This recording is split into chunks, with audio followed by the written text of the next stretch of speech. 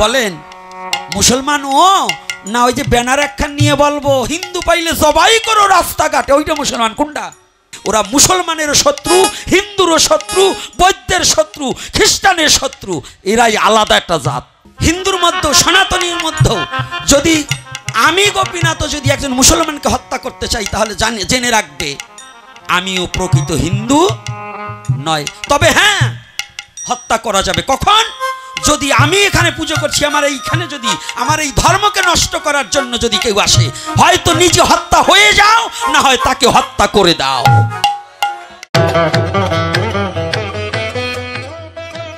এখন দেখছেন হিন্দু মিডিয়া চ্যানেলটি সাবস্ক্রাইব করুন। মায়ের দেখলে সাধুর এখন দৌড়ায়। এই বাংলাদেশে যে দুরবস্থা হয়েছে, সাধু এত যে কানে কুরুত দিয়ে যে মাসে মাসে চান্দা নিচ্ছে, ভিক্ষে করিয়ে খাচ্ছে, এক সাধুরও পাওয়া যায় না। এই যে এক সাধু খালি বাবা আমার একটু বলে দেন মন্দিরের জন্য, কয়বার গেছো সাধু সমাবেশে? হিন্দুর দুরবস্থায় কয়বার গেছো? একবারও যাও নাই। তাই তোমার ভিক্ষে করে দিই, আমার জাতির কি লাভ আছে? দেবো কেন? তোমার জাতির স্বার্থে পাচ্ছি না। সনাতনী জাতি মার খাচ্ছে, সনাতনী জাতি নির্যাতিত হচ্ছে। এই কথাটাকে ব্যক্ত করার জন্য যদি কোনো সাধু না আসে, তার জন্য আমি না, তার জন্য আমি না। এটা তোমার ব্যক্তিকেন্দ্রিক স্বার্থের জন্য তুমি যদি কিছু করো, জন্য আমি কোনো দায় নয়। হ্যাঁ, এই বাংলাদেশে সব মুসলমান কি খারাপ নাকি? হাই, যদি মুসলমানে আপনাদের রক্ষা না করতে আপনারা টেকতেই পারতেন না। যে কয়টা হিন্দু আছে সব কটার বাড়ির চোটে চলে যেতে হতো। এদেশে আজও ভালো মুসলমান আছে, তবে কিছু উগ্রবাদী উগ্রপন্থী যারা জবরদখল, যারা মানুষকে হত্যার যজ্ঞে মেতেছে, তারা কোনো মুসলমান নয়, তারা আলাদা একটা জাতি। মুসলমানের হৃদয়ে কখনো হিংসা থাকতে পারে না। নজরুল বললেন, পুণ্যতা যার আছে ইমান, কোথা পাইরে সেই মুসলমান। যার পুণ্যতা ইমান আছে, যে ইমানদার ব্যক্তি, সে কখনো মানুষকে হত্যা করতে পারে না, সে কখনো কারো জমি দখল করতে পারে না। সেই ইমানদার মুসলমান কখনো নারীর প্রতি লালসিত হতে পারে না। তাহলে যারা করছে তাদের প্রতিবাদ করার জন্য আজকে যারা সংখ্যালঘু জাতি, যারা সনাতনী জাতি আছে, এত কষ্ট করছি, এত বকবকানি করছি। কই এদেশে যারা গুরুগিরি করে খাচ্ছে, ব্রাহ্মণ আছে, বৈষ্ণব আছে, ভোগ দিয়ে খাচ্ছে, কয়জন পাচ্ছেন? কয়জন পেয়েছেন? আমি মনে করি এই সাধু, এই গুরুদেব, এই ব্রাহ্মণদের চেয়ে ওই কলেজের ভার্সিটির ছাত্রদের প্রণাম করা উচিত, যারা নিজের জীবনটাকে বলিদান দেবার জন্য চলেছে। এই ভার্সিটির ছেলেদেরকে প্রণাম করা উচিত অবনত মস্তকে, যে নিজের জীবনকে বলি রেখে জাতির স্বার্থে রাস্তায় নেমেছে।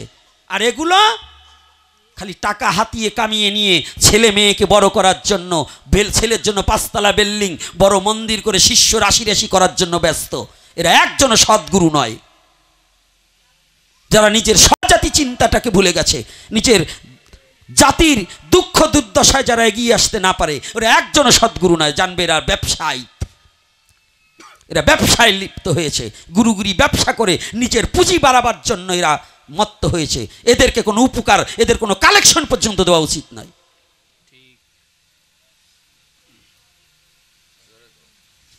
কষ্ট পাচ্ছেন নাকি? এদেরকে কালেকশন, ধান দেওয়া বন্ধ করে দেবেন, কালেকশন দেবার পারবেন না। এরপর থেকে দেখবেন যে জাতির স্বার্থে যারা এগিয়ে না আসবে, এদেরকে একেবারে বয়কট করুন। কোনো কালেকশন হবে না। কিসের কালেকশন? তাকে দিয়ে লাভ কি? হাত পা আছে, কর্ম করে খাও। এখনো কিষাণ দিলে পরে 400 টাকা 500 টাকা পাওয়া যায়, করে খাও। ব্যবসা, কারা চাইল খাওয়ার এত লালসা? এজন্য আমি সনাতনী জাতিকে, যে যুবক যুবতী যারা আছো, 10টা টাকা দাও, দাতা হতে হবে, দিতে হবে, কিন্তু যে 10টা টাকা যেন জাতির স্বার্থে, সমাজের স্বার্থে, মানুষের স্বার্থে কাজে লাগে, না হলে দেবে না। ব্যক্তিগত স্বার্থের জন্য 1 টাকা দান করা অবৈধ। এজন্য মহাজন বললেন, পাত্র বুঝে দান করিস তুই, স্বার্থ রাখিস শূন্য, ওই দানেই তোর হতে পারে যৎকিঞ্চিত পুণ্য। যে নিজের উদর পূরণ করার জন্য পরের কাছে হাত পাতবে, এটা তার ভিক্ষাবৃত্ত।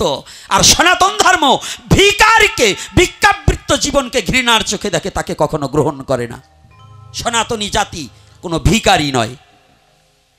এই যে গোপাল একটা পাইতে হাত পাইতে ভিক্ষা করে দাও, ওরে কলারে, ভগবান যে অনন্ত কোটি ব্রহ্মাণ্ডের মহাপরিচালক, তোর লাগবে, তুই গোপাল নিয়ে গেছিস কেন? এই হারামজাদা, ভগবানের কি অভাব আছে? সে রাজার ছেলে, রাজা, সে 100 বছর রাজত্ব করেছে, তার পিতাও রাজা ছিল, আর তারে তুই ভিখারি বানিয়ে হাত পেতে পেতে দেও দেও দেও। এগুলো সম্পূর্ণ অবৈধ, এগুলো প্রত্যেকটা কীর্তনের আসর থেকে বন্ধ করা উচিত। এটা এক ধরনের ধান্দাবাজ। এই ধান্দাবাজদের ভগবানকে নোংরামির পথে, ভগবানের বিগ্রহ নিয়ে এই ব্যবসাটাকে বন্ধ করা উচিত। কি কষ্ট পাচ্ছেন নাকি? আমার ভগবান কি ভিখারি? ভিখারি আমি হতে পারি, তা আমি বলবো যে আমার পেট চলে না, আমার জীবন চলে না, আমাকে কিছু দাও। ভগবানকে নিয়ে ভগবানের কথা কই আবার ওই টাকাতে মুরগি কেন কেমনে? হাই, এজন্য বলছি, সনাতন ধর্ম নিয়ে যদি কেউ সিনিমিনি খেলা হয়, আমি অন্তত ভগবানের কাছে প্রার্থনা করব, মৃত্যুর পরেও ভগবান তাকে ক্ষমা করবে না। সনাতন ধর্ম কোনো খেলার ধর্ম নয়, কোনো ছলের ধর্ম নয়, কোনো ছলনার ধর্ম নয়। এটা একমাত্র হৃদয় দিয়ে অনুভূতির জগতের ধর্ম। আর সেই সনাতনে জন্মগ্রহণ করে যারা ব্যভিচারী কাজে লিপ্ত এবং যারা নিজ স্বার্থ পোষণের জন্য ধর্মটাকে ব্যবহার করে, তারা এহকাল পরকাল দুকালই তার জীবনে নষ্ট হয়ে যাবে।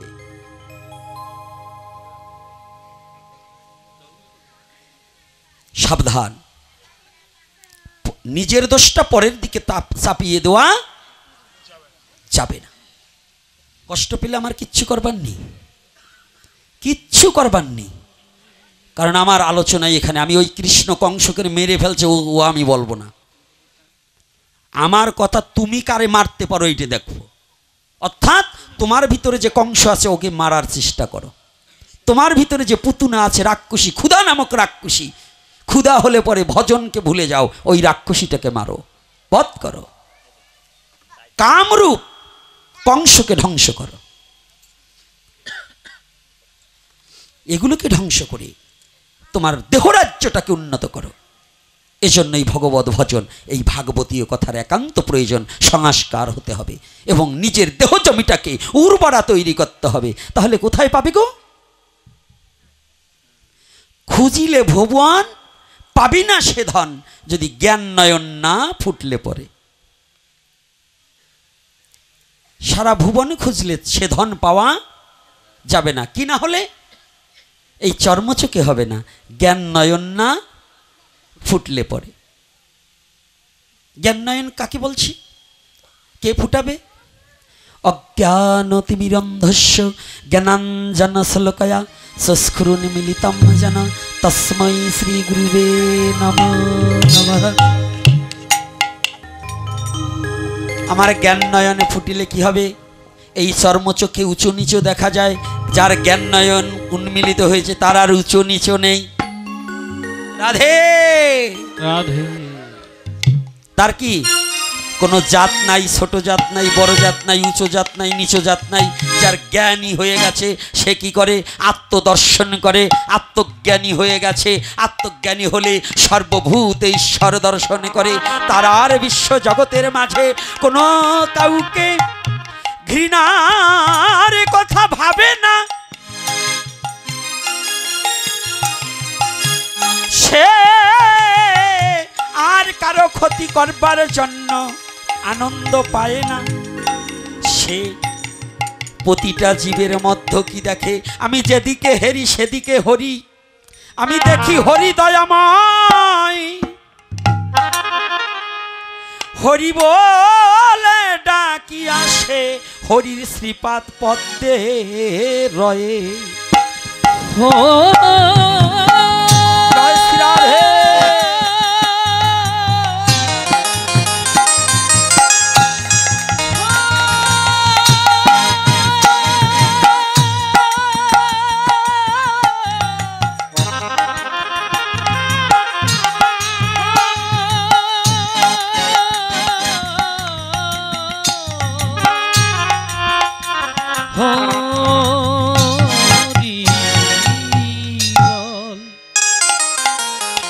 তাহলে সে ধন কোথায় পাবো?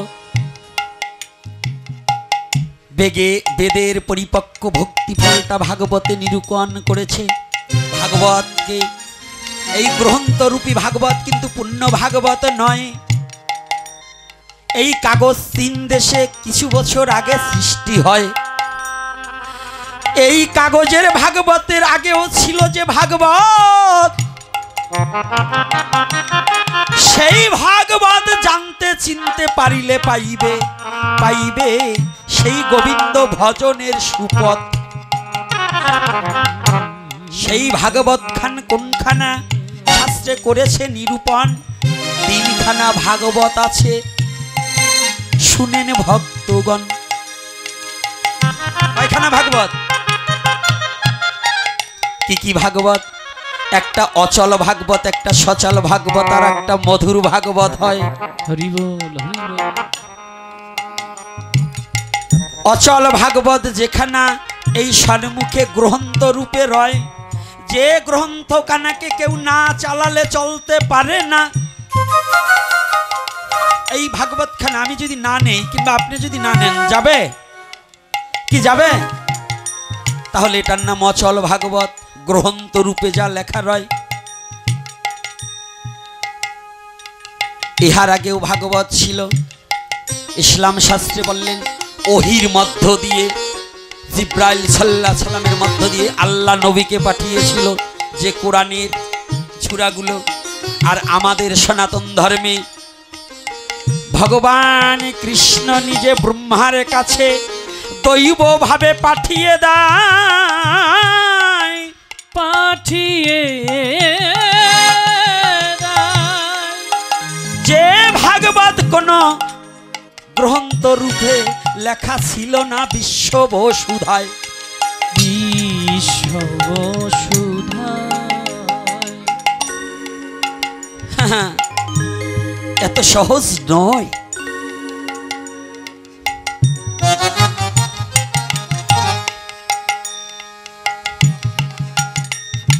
এত সহজ নয়। তাই কি করেছে? এটা অচল ভাগবত। এই অচল ভাগবতকে যিনি মস্তকে ধারণ করে বিশ্ব জগতে ঘুরে বেড়ায়, তাকেই মহাত্মাগণ সচল ভাগবত বলে।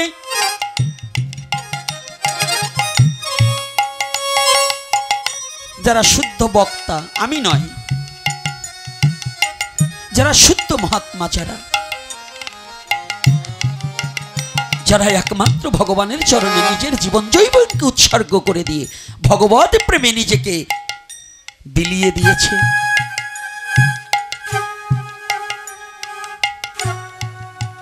আমাদের সনাতন ধর্মে যেমন হরিদাস মহাপ্রভুর চরণে সমস্ত দেহখানা জীবন জৈবনে বিলিয়ে দিয়েছিল, আর ওই মুসলমানের মধ্যে ওয়াজ করনি পাগলা যেমন নবীর প্রেমে পাগল হয়ে তার সব দিয়ে দিয়েছিল। ওরে মুসলমান আর ওরে হিন্দু রে, নবীরে ভালোবাসো। নবীর একখানা দাঁতের শহীদ হয়েছে আর তার 32খানা দাঁত ভেঙে দিয়েছিল, দেয়নি? তুমি যদি সত্যি নবীকে ভালোবাসো, যদি তুমি আল্লাহকে ভালোবাসো, যদি ইসলাম হয়ে থাকো, তাহলে তুমি আর একটা মানুষকে হত্যার হুমকি দাও কি করে? তুমি নিজেই তো মরে বসে আছো।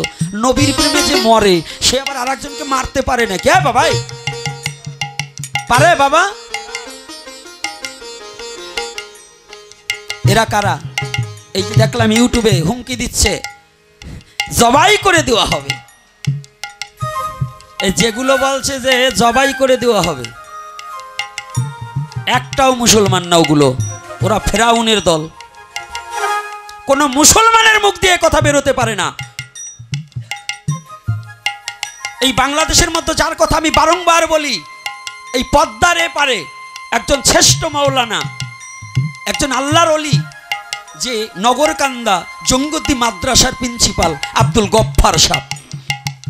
আপনি যান, যদি কোনো মুসলমান এখানে যারা চেতন মুসলমান আছেন, আপনি যান, তার মুখে তার ওয়াজে কোনোদিন কোনো কারো গীবত নেই।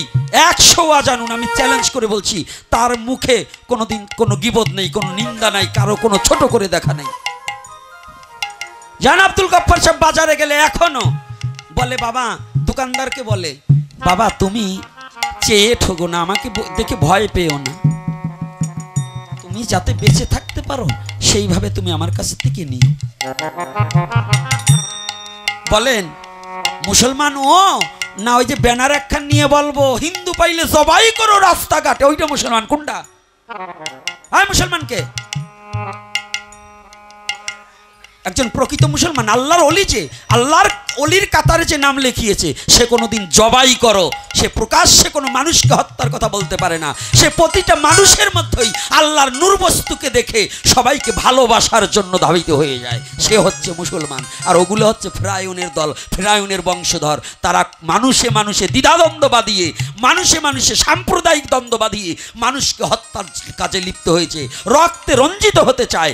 এদেরকে ওরা মুসলমানেরও শত্রু, হিন্দুরও শত্রু, বৌদ্ধের শত্রু, খ্রিস্টানের শত্রু, এরাই আলাদা একটা জাত। কি বাবা কষ্ট পাচ্ছেন না? আমি মিথ্যা বলছি? বলুন যে কজন মুসলমান বাবারা আছেন, আমি মিথ্যা বলছি? হিন্দুর মধ্যে, সনাতনীর মধ্যে যদি আমি গোপীনাথ যদি একজন মুসলমানকে হত্যা করতে চাই, তাহলে জেনে রাখবে আমিও প্রকৃত হিন্দু নয়। তবে হ্যাঁ, হত্যা করা যাবে কখন? যদি আমি এখানে পুজো করছি, আমার এইখানে যদি আমার এই ধর্মকে নষ্ট করার জন্য যদি কেউ আসে, হয়তো নিজে হত্যা হয়ে যাও, না হয় তাকে হত্যা করে দাও।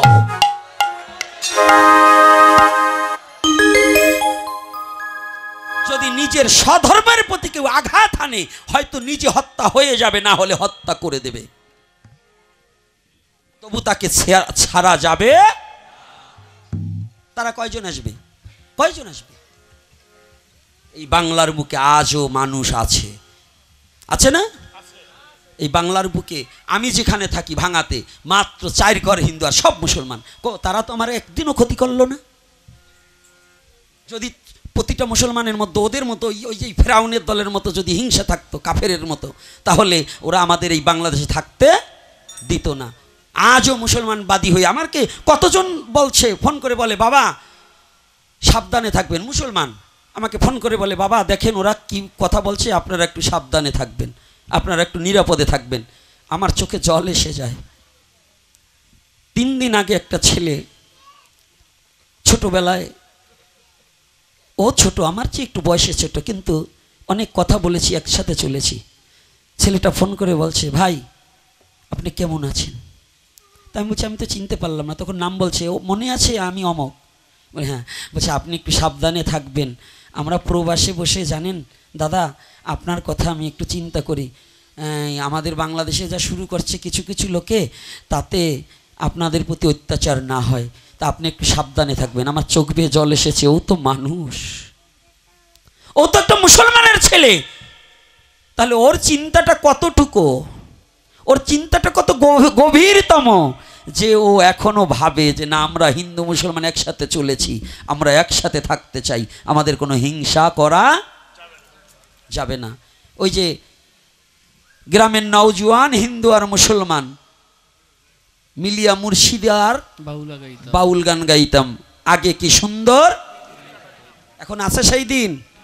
ধর্ম বাড়ছে কিন্তু হিংসা, ধর্মের লিবাস বাড়ছে কিন্তু হিংসা বাড়ছে, ধর্ম হারিয়ে যাচ্ছে।